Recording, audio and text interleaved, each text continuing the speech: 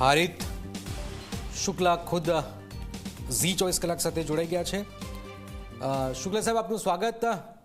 કારણ કે જે રીતે સરને લઈને આમ તો સિમ્પલ ફોર્મ છે પણ બહુ બધું કોમ્પ્લિકેટેડ છે, તો મતદાર સુધારણા યાદી જે ચાલી રહી છે હાલમાં તેનું કામ પહેલાં તો કેટલે પહોંચ્યું છે? નંબર 1, જેમણે હજુ ફોર્મ નથી ભર્યા તેમના માટે ફોર્મ ભરવાનો જે સમય છે છેલ્લી તારીખ શું છે? કારણ કે એક સાથે 12 રાજ્યોમાં શરૂઆત થઈ, ગુજરાતમાં પણ શરૂઆત થઈ છે, તો અત્યારે શું થઈ રહ્યું છે શુક્લા સાહેબ? જી,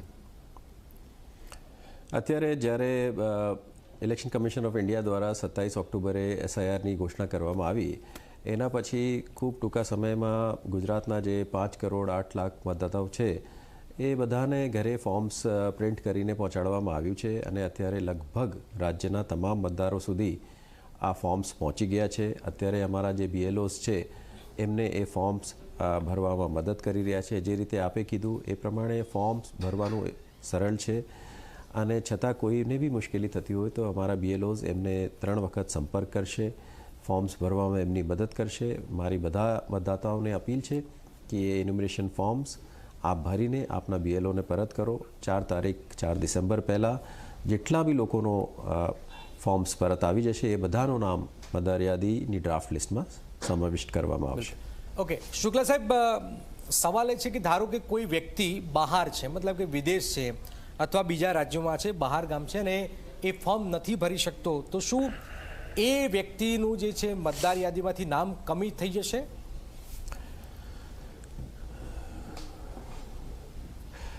અત્યારે જે જગ્યા બી આપનું નામ ચાલતું હોય તમામ જગ્યા કુટુંબના તમામ સભ્યોનો ફોર્મ્સ BLO દ્વારા આપવામાં આવશે।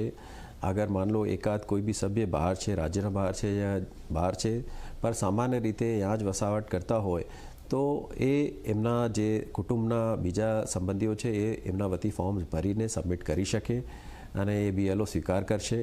અગર માન લો કે આખું કુટુંબ, અમારા પાસે સમય છે 4 ડિસેમ્બર સુધી, મને લાગે છે કે મોટાભાગના મતદારો એ ફોર્મ્સ ભરી શકશે, પર માન લો કે અગર કોઈ આખું કુટુંબ થોડા લાંબા સમય માટે બહાર છે તો ઓનલાઈન ફોર્મ ભરવા માટેની બી ફેસિલિટી ઇલેક્શન કમિશનની વેબસાઇટ ઉપર ઉપલબ્ધ કરાવવામાં આવી છે, જેનો ઉપયોગ કરીને બી લોકો ફોર્મ્સ ભરી શકશે। ઓકે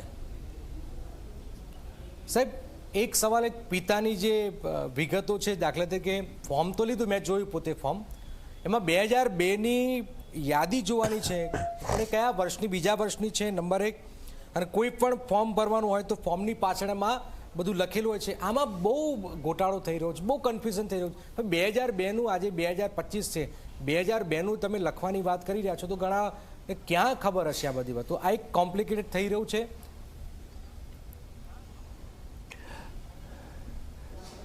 જનકભાઈ, એ બહુ સિમ્પલ છે। એમાં 2002ની યાદીમાં જે BLO આપના પાસે આવશે એમના પાસે એમના BLO એપમાં જ સુવિધા છે, એ આપનો નામ શોધીને અગર 2002ની યાદીમાં ઉપલબ્ધ હોય તો એ આપને જણાવશે એની ડિટેલ। આપનું નામ ના હોય તો આપના મધર ફાધર બેમાંથી એકનો બી નામ 2002ની યાદીમાં મળી જાય એ બી BLO શોધીને આપી શકશે, યા આપના દાદા દાદીનું નામ। એ વિગત ભરવામાં BLO આપની મદદ કરશે। જે લોકો પોતાના રીતે બી આ સર્ચ કરવા માગે છે એ બી એના માટે બી ફેસિલિટી 2002ની યાદી ઇલેક્શન કમિશનની વેબસાઇટ ઉપર, COની વેબસાઇટ ઉપર અત્યારે ઉપલબ્ધ કરાવવામાં આવી છે અને એના માટે સર્ચની ફેસિલિટીઝ બી આપવામાં આવી છે।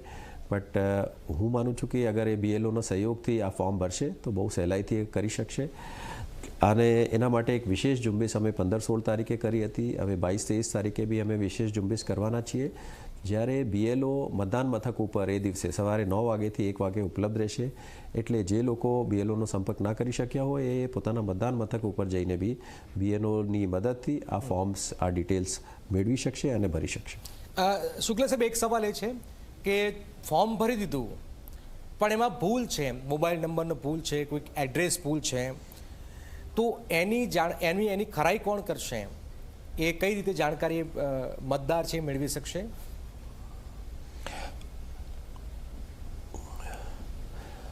જે અત્યારે મારી બધા મતદારોથી એ જ અપીલ છે કે આપ ફોર્મ્સમાં યોગ્ય વિગતો ભરીને પરત BLOને આપો, એનાથી આપનું નામ ડ્રાફ્ટ લિસ્ટમાં સમાવેશ થઈ જશે અને 9 ડિસેમ્બરના રોજે અમે જે ડ્રાફ્ટ લિસ્ટ છે એ પબ્લિશ કરવાના છીએ। એ ડ્રાફ્ટ લિસ્ટ આપના કલેક્ટર ઓફિસ, મામલતદાર ઓફિસ, ઇલેક્શન કમિશનની વેબસાઇટ, સીઓની વેબસાઇટ તમામ જગ્યા ઉપલબ્ધ થશે. BLOs પાસે બી આની વિગત ઉપલબ્ધ રહેશે. એ ચકાસણી આપ કરી શકો. અને મતદાર યાદીમાં સતત સુધારણા દરેક વખતે પોસિબલ છે. અગર કોઈ બી એમાં સુધારણા કરવાની હોય, એડ્રેસ ચેન્જ કરવાનું હોય યા કંઈ બી વસ્તુ ચેન્જ કરવાની હોય, એના માટે ફોર્મ્સ ઉપલબ્ધ છે. એ ફોર્મ ભરીને સબમિટ કરવાથી એ વિગતોમાં સુધારણા બી થઈ શકશે. શુક્લા સાહેબ, એક ઓનલાઈન ફોર્મમાં સંબંધીની જે વિગતો છે મેચ ન થાય તો BLO એપથી ફોર્મ ભરી શકતા નથી, નંબર 1. અને BLO એ કયા ઓપ્શનથી આ પ્રકારના કેસમાં ફોર્મ ભરવાનું હોય છે?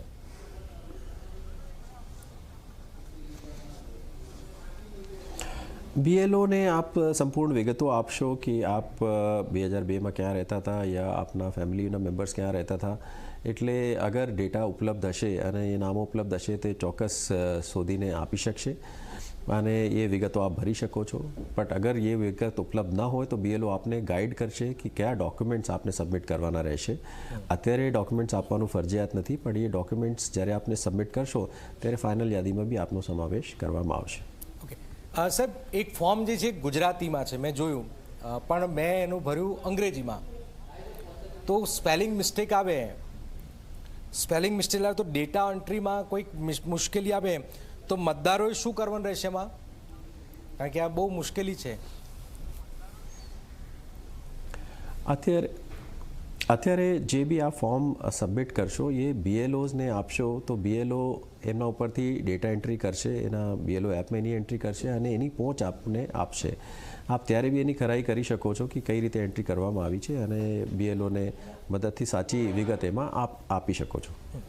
ઓકે, શુક્લા સાહેબ, ઘણા કેટલાક જે માતા પિતા છે એમનું વોટિંગ ગામડાઓમાં છે પણ એ શહેરમાં આવી ગયા છે અને એમના બાળકો જે છે એ એમનું શહેરમાં છે. તો પછી આ લોકો જે કરવા જઈ રહ્યા છે BLOની ફોર્મ, તો એ શું કરે એમાં?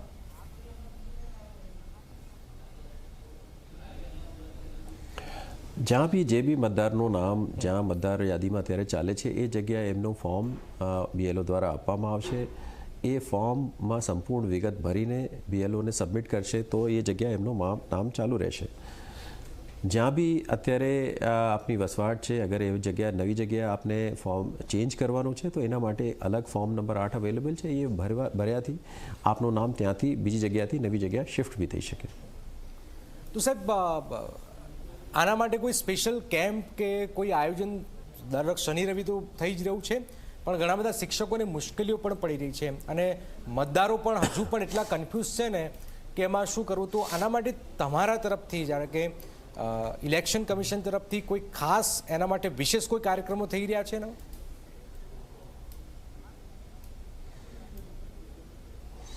અત્યારે જે BLO છે તમામને BLOsને ખૂબ સંપૂર્ણ રીતે ટ્રેનિંગ આપવામાં આવી છે. આ સિવાય જે આપે વાત કરી કે વિશેષ સુધારણા માટેના કેમ્પ્સ 15, 16 અને હવે 22-23ની તારીખમાં કરવામાં આવી રહ્યા છે. આ સિવાય બી અમારા જે કલેક્ટર ઓફિસ છે, મામલતદાર ઓફિસ છે, ત્યાં બી અઠવાડિયામાં એક દિવસ સુવિધા આપવામાં આવી છે કે કોઈને બી કોઈ પ્રકારના પ્રશ્ન હોય તો ત્યાં હેલ્પ ડેસ્કની રચના કરવામાં આવી છે.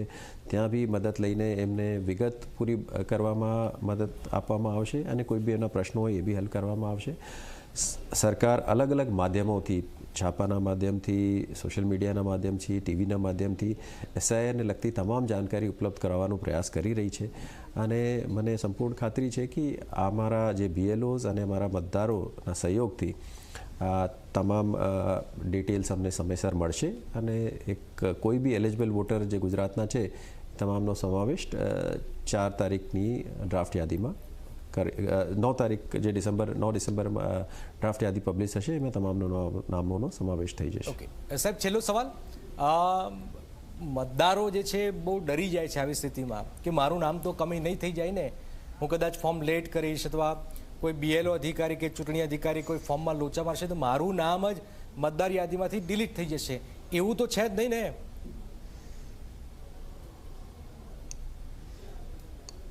અત્યારે બધા મતદારોને મારી એ જ અપીલ છે કે જ્યારે આપના પાસે BLO આવે, ફોર્મ્સ લઈને આપ વિગત ભરીને એને સમયસર આપશો અને એ આપ્યા વગરની પહોંચ આપ લઈ લેશો તો મને સંપૂર્ણ વિશ્વાસ છે કે તમામ લોકોનો જે બી એલિજિબલ વોટર છે તમામનો સમાવેશ મતદાર યાદીમાં થઈ જશે. બિલકુલ ખૂબ ખૂબ આભાર.